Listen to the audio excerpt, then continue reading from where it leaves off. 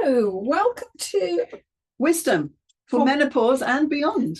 About midlife, things we've learned from midlife and beyond from ourselves, our friends, our clients, and so on. Things that help. And we do courses about this, about the kind of menopause transition and everything, and they're on the website, so you can find us in the information in the chat, whatever it is. The bit below the chat, what people say, and I'm not sure where the tiny bit. The tiny bit. Anyway, we thought Alison came across this. It's a statement, and I thought, well, actually, it is quite interesting, and it is. In silence, and it was like, well, what is that? What is to say about that? And I, the thing that first struck me about it was like, it's a bit religious, isn't it? You know, like you get that. Excuse me, I'm just going to put that down a bit. But it's a bit religious. You know, you go to pray and and then you've got the bit and things like that. A bit Dalai Lama-ish, Well, I don't mind Dalai Lama, but it's the priests and the vicars, and that's that religious as opposed to spiritual. But once I let that go, which was good, a while, I was like, well, are we into the meditation? And yes, I think we probably are. But the bit that I really liked was, we know from our gut. We have a lot of emphasis in this society about using our head, using our brain. All of that's good, but we intellectualize everything. And sometimes the best answers don't come from the intellect. They come from the gut, which is called, well, they say the second brain, but now people are beginning to say it's the first brain. It's the same tissue as the brain. It lays very similar to the brain, like, excuse me, in embryos and so on. The twistingness of the brain and the way the brain looks and the way the gut is, and they made from the same cells. So the two are very, very connected, the gut and the head. So I think in that silence of thinking, what do I feel? I mean, I think that's what it kind of, the way I read it was like that it was a kind of statement with Sonny was talking about it, and she was like saying, we get into that habit of busyness. Yes, we have to be busy. We have to be busy. We have to be productive. We have to do things. Have to be doing. We have to be doing things. You have to be doing. And so it was really a call about take a moment. And stop. What is going on underneath all of this kind of stuff, rushing from place to place to doing different kind of things? And if you're looking for a solution to something, it's like, rather than doing and more things and achieving more and doing all of those different kind of things, maybe just take that moment out. That moment out. And I suppose for me, what it related to sometimes was, like this, the thing I've got above my desk, which is, it doesn't matter where you go in life as long as you go to the beach. And I had it at one point that I could let myself go to the beach if I was going to have a walk, because then I was going to be exercising, so then I was going to be productive.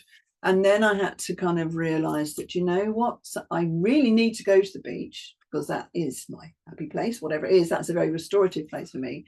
But I don't have to give myself a reason to do it by doing something. So if I just need to go, you can just go. I can go and I can sit on the beach for however long it is. It doesn't matter if it's 15 minutes, if it's half an hour, if it's an hour, whatever it is, because at those times I can hear my mother go, you've driven to the beach and only spent 15 minutes. Actually, yes. So that's what it is. So it's like, that's what it relates to me. Like, and then I also felt like, one, if I'm doing that on my own, I'm not talking to anybody else. I don't have to say anything. I can just go see, and I can just watch the waves for however long it takes. And if I want to walk along the beach, I can, but I don't feel I have to set myself up to make it a valuable experience or use of my time. So it is that, in silence, and I guess that it, like you say, yes, it is. It's meditation. It is those moments when, I mean, it was interesting during COVID, the church down the road, they left their doors open, and they just kind of said, if you just need to come in and sit. Yes. And I actually did that a couple of times. Not that I'm particularly religious in that way. I'm really not into organized Christianity at all. But it was just quite nice to go into a place, and I was the only person there. It's this building. It was made for that purpose, but it actually felt, oh, this is what a lot of people have put effort in to create this space, which is just open, and now I can just go and sit in there. And I do quite like that, going into, amazing cathedrals, whatever it is. It's just a space. Oh, interesting. But I think but in silence, but that was that thing, giving yourself a moment to I think stop. There's definitely that moment and stop, but I guess I'm coming from it's more restorative. It's not just nothing.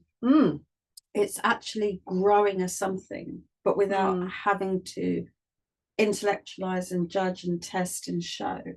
It's allowing that gut, that chakra energy, the sacral energy of the gut, of knowing, to breathe and grow, because we've switched the other sacral energy down a bit. So a lot of people we're supposed to have 7 chakra areas. Well, there's many more, but they're the main ones.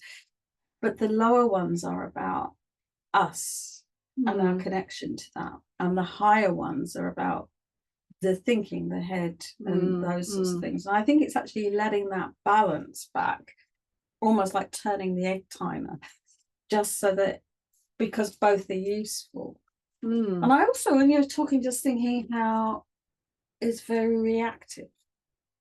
Somebody says something to us and we react. And sometimes just that in silence, we can change. Not that we might react the same, but we're reacting more from ourselves and just giving ourselves a silent moment. Yeah, we think, what do I really feel about this? No, I am. So we're not just reacting, we're sort of coordinating that reaction between head, heart and gut, if you like. And I think it's also about, sometimes nothing happens, which is fine. In terms of sometimes I just think it's very important for me, I need to go and sit on the beach, I need to watch the waves. Great, that's kind of all that needs to happen. Exactly.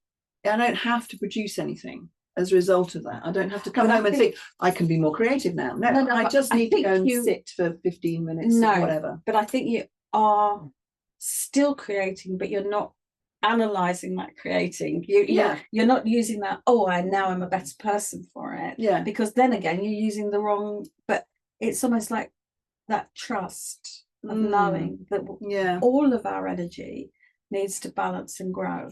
And we don't use the silent connection back to us. And for some people it's the mountains, some people it's the sky. I knew somebody that was very, very badly disabled, and she just wanted to look out the window at the clouds. She just needed to see the clouds moving all the time, and that connection for her was her silence. You know what I mean? It was that growth. So I think that's it. So have that. See if you can take a moment. Take a moment and see what happens. In the silence. Nothing may happen, which is also fine. Well, well, in a sense of, you don't have to come out with a product. No. Nothing observable. Nothing observable may happen, but you feel completely different, which I think is really positive. So try that one in. In silence,